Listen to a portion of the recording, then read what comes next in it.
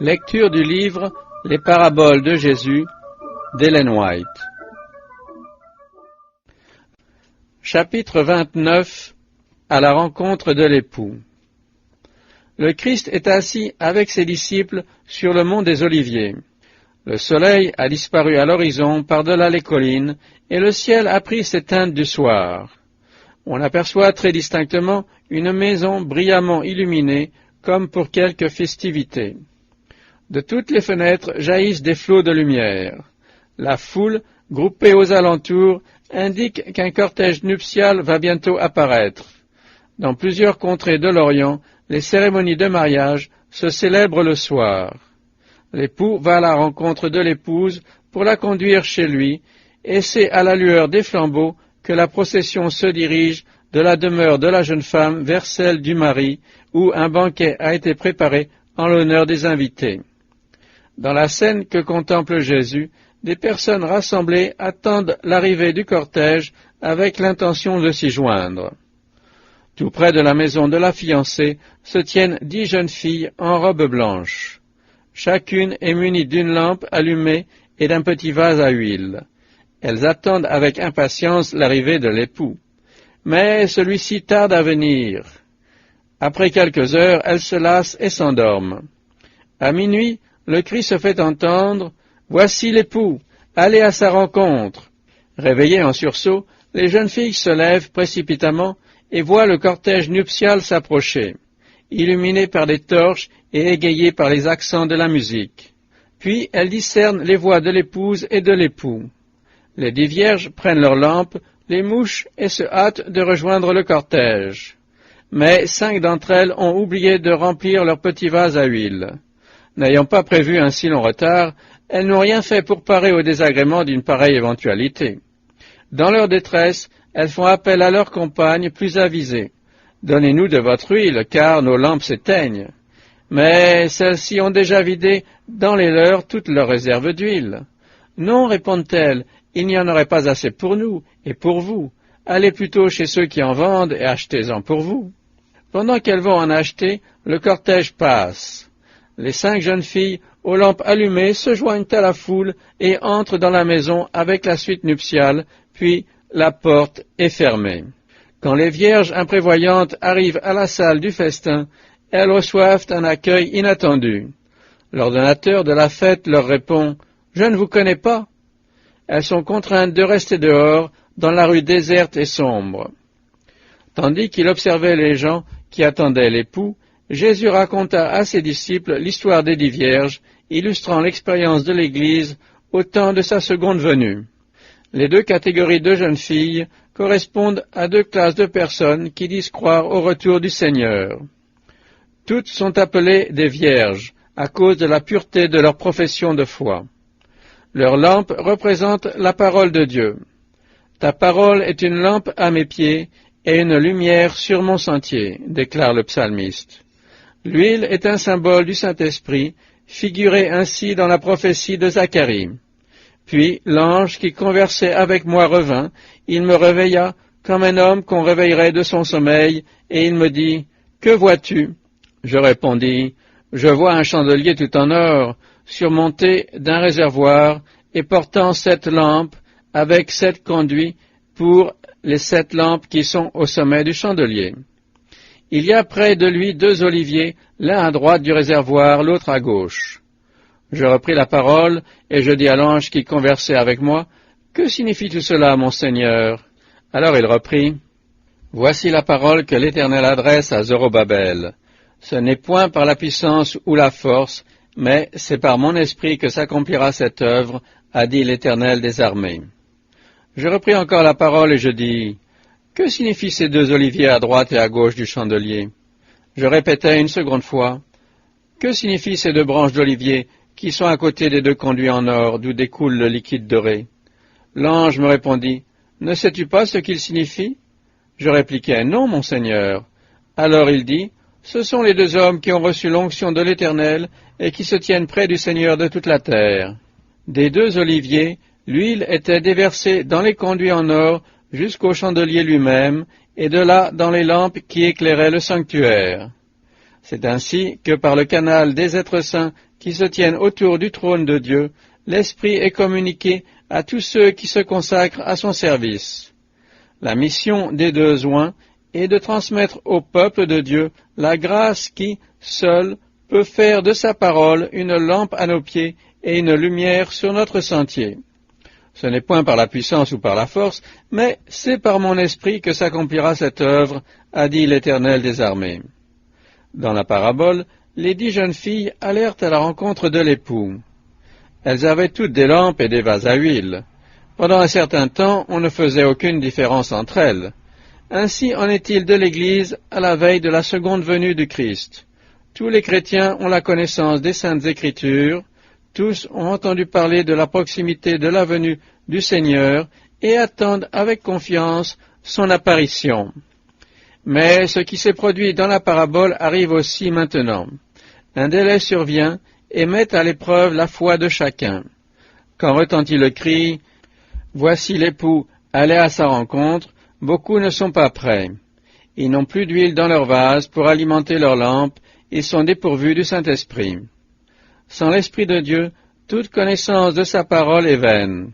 La théorie de la vérité ne peut vivifier l'âme et sanctifier le cœur si elle ne s'accompagne pas de son influence. Nous pouvons connaître les commandements de Dieu et les promesses de la Bible. Si le Saint-Esprit ne fait pas pénétrer la vérité au fond de notre cœur, notre caractère ne sera pas changé. Sans son illumination, il est impossible de distinguer la vérité de l'erreur, et l'on succombe inévitablement aux habiles tentations de Satan. Les personnes figurées par les vierges folles ne sont pas des hypocrites. Elles respectent la vérité, elles ont soutenu ses droits, elles aiment la compagnie des croyants, mais elles ne se sont pas abandonnées à l'action de l'Esprit.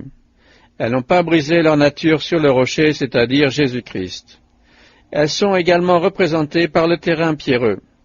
Elles reçoivent avec empressement la parole de Dieu, mais sans en assimiler les principes, si bien que son influence n'est pas durable. L'Esprit n'agit sur le cœur de l'homme pour le faire naître à une vie nouvelle que dans la mesure où il le désire. Mais ceux que symbolisent les vierges folles se sont contentés d'une expérience superficielle et n'ont pas connu Dieu véritablement. Ils ne se sont pas appliqués à sonder son caractère, ils n'ont pas entretenu de communion avec le Seigneur. Voilà pourquoi ils ne savent comment faire pour croire et pour vivre leur foi. Leur culte n'est plus qu'un tissu de rites formalistes.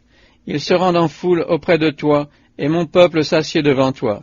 Ils écoutent tes paroles, mais ils ne les mettent point en pratique, car leur bouche en fait un sujet de moquerie, et leur cœur se livre à la cupidité.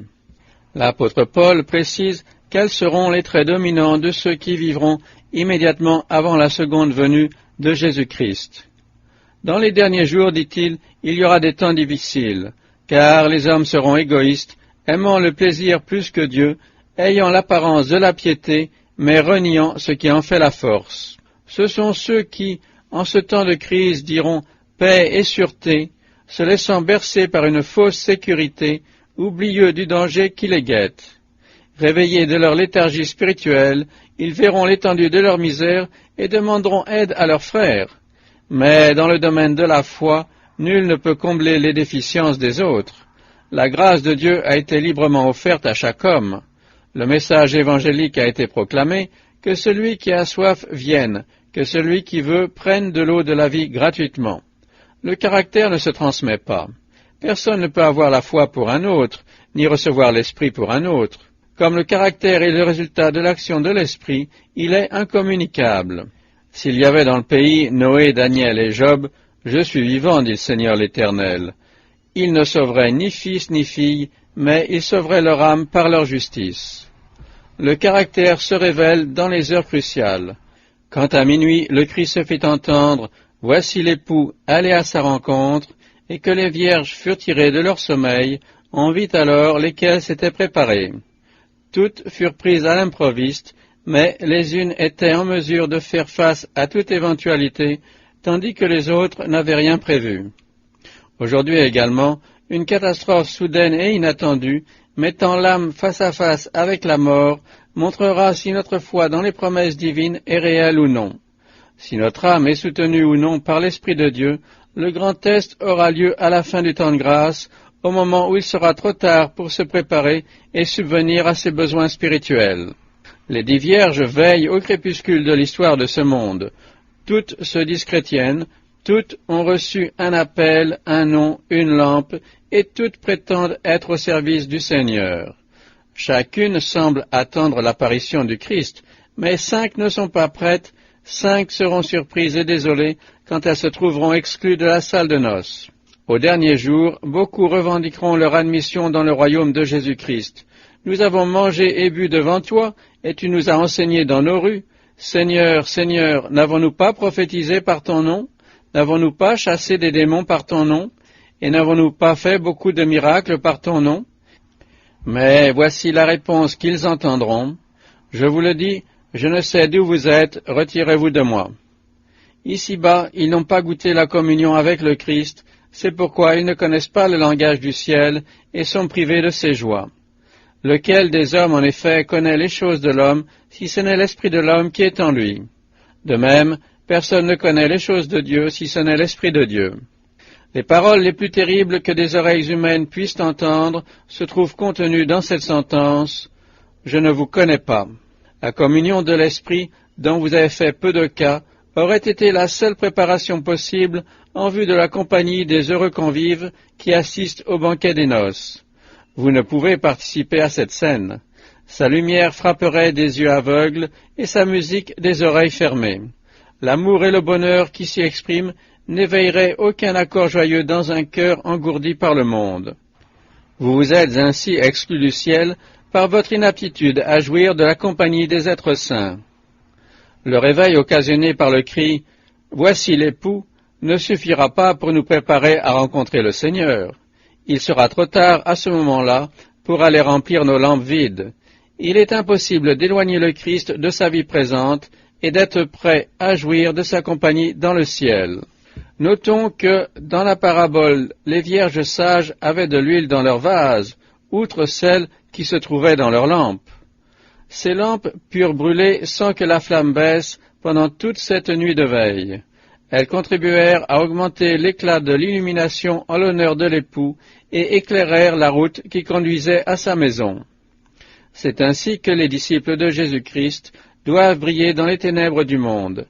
Grâce au Saint-Esprit, la parole de Dieu est une lumière quand elle devient une puissance transformatrice dans la vie de celui qui la reçoit. En implantant dans nos cœurs les principes de cette parole, l'Esprit développe en nous le caractère du Seigneur et fait alors rayonner sa gloire dans la vie de ses disciples. C'est ainsi qu'il leur faut glorifier Dieu et briller sur le chemin qui conduit à la demeure de l'époux, à la cité de Dieu, au banquet des noces de l'agneau. L'arrivée de l'époux eut lieu à minuit, l'heure la plus sombre. De même, le retour du Christ se produira dans la période la plus critique de l'histoire de notre planète. Le temps de Noé et de Lot illustre bien la situation du monde avant l'apparition du Fils de l'homme. Les Écritures nous disent à ce sujet que Satan opérera puissamment avec toutes les séductions de l'iniquité.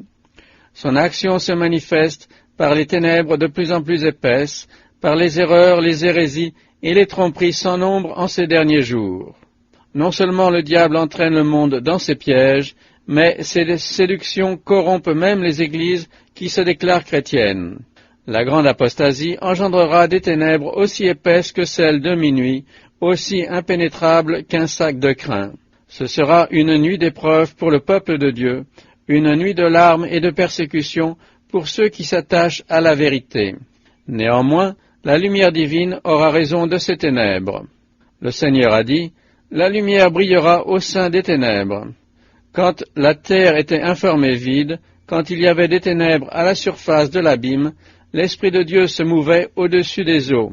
Dieu dit, « Que la lumière soit, et la lumière fut. » De même, dans cette nuit de ténèbres spirituelles, la parole de Dieu s'exprime ainsi, « Que la lumière soit. » Et l'Église reçoit cet ordre, « Lève-toi, sois éclairé, car ta lumière arrive, et la gloire de l'Éternel se lève sur toi. » Voici, disent les Écritures, les ténèbres couvrent la terre et l'obscurité les peuples. Mais sur toi l'Éternel se lève, sur toi sa gloire apparaît.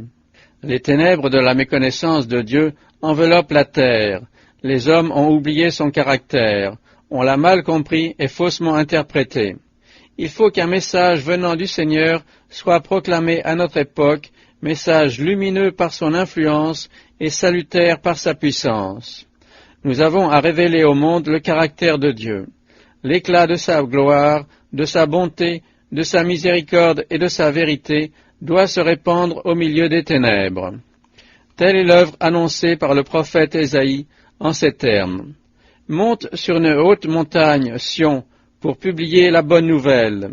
Élève avec force ta voix, Jérusalem, pour publier la bonne nouvelle. Élève ta voix, ne crains point.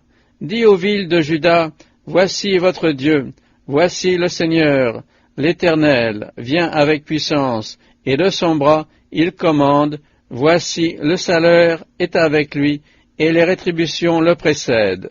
Ceux qui attendent l'arrivée de l'époux doivent dire au monde, voici votre Dieu. Les derniers rayons de la lumière de la grâce, le dernier message de miséricorde qu'il faut porter à l'humanité, c'est une révélation de son amour. Les enfants de Dieu sont appelés à manifester sa gloire. Dans leur vie et leur caractère, ils ont à témoigner de ce que la grâce de Dieu a fait pour eux. Le monde entier se trouvera plongé dans l'obscurité totale, mais la demeure des saints sera illuminée de sa gloire. Ils distingueront les premiers rayons de lumière de sa seconde apparition. Sa splendeur projettera un éclat parfait, et ceux qui auront servi Jésus admireront en lui leur Rédempteur. Tandis que les méchants fuiront loin de sa face, les fidèles seront dans l'allégresse.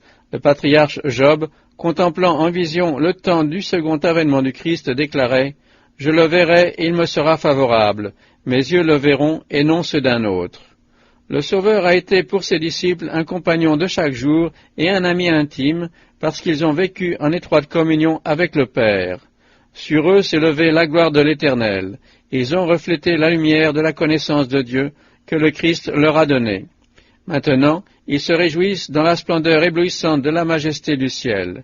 Ils sont prêts à entrer dans la communion des êtres célestes, car ils ont déjà le ciel dans leur cœur. La tête levée, éclairés par les rayons éclatants du soleil de justice, heureux à la pensée que l'heure de la rédemption a sonné, ils vont à la rencontre de l'époux en disant « Voici, c'est notre Dieu, en qui nous avons confiance, et c'est lui qui nous sauve. » J'entendis comme une voix d'une foule nombreuse, disant « Alléluia, car le Seigneur notre Dieu Tout-Puissant est entré dans son règne. Réjouissons-nous et soyons dans l'allégresse, et donnons-lui gloire, car les noces de l'agneau sont venues, et son épouse s'est préparée. » Et l'ange me dit, « Écris, heureux ceux qui sont appelés au festin de noces de l'agneau. Il est le Seigneur des seigneurs et le roi des rois, et les appelés, les élus et les fidèles sont avec lui. »